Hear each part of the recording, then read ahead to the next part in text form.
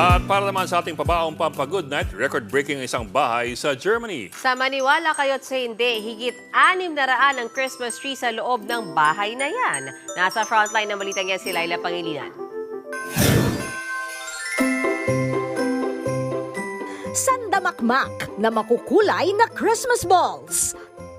Kumukuti-kutitap na Christmas lights. At sangkaterbang Christmas tree. Hindi po yan panibagong Christmas pasyalan. Bahay lang yan. Bonggang bahay sa Germany. Ja, herzlich willkommen.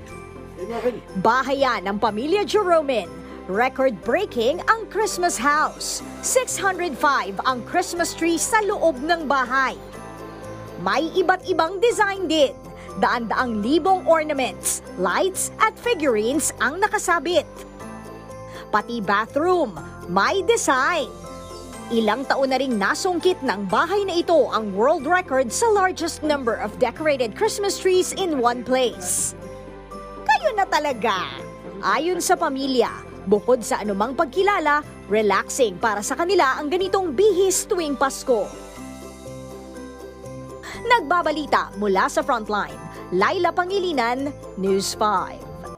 Mga kapatid, Ed Lingaw po, maging maalam at may pakialam sa mga napapanahong balita sa ating bansa.